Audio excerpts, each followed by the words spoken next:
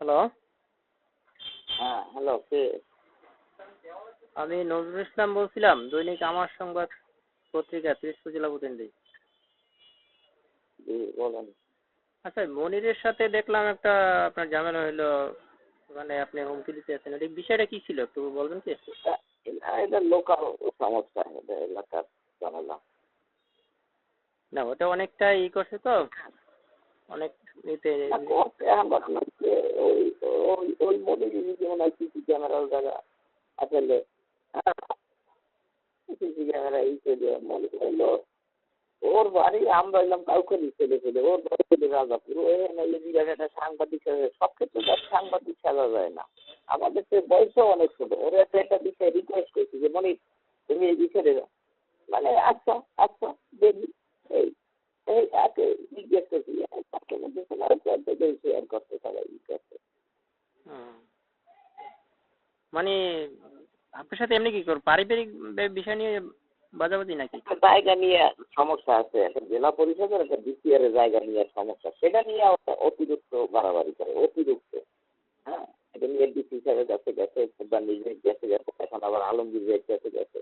আমার 35 বছর আগের বিসিআর, আমার ছাত্র জীবনের 35 বছর আগে বিসিআর এর 35 বছর খুঁজতে পাই, আরো 2-1 বছর বেশিও থাকতে পারে।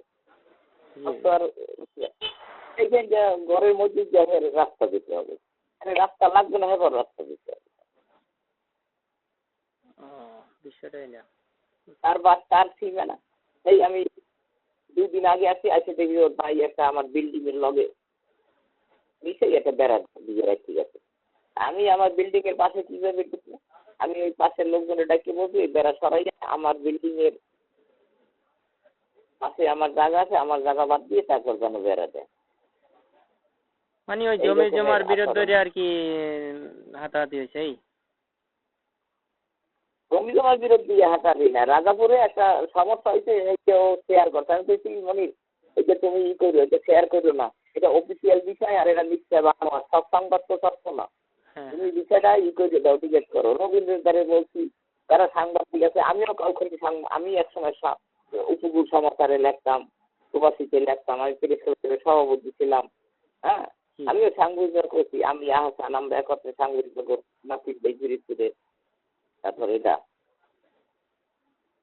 কৃষি অফিসে চাকরি করতো, পিতাটার নামটা ভুলে গেলাম, রেজাউল ভাই কৃষি অফিসের বিশুদা, ঠিক আছে।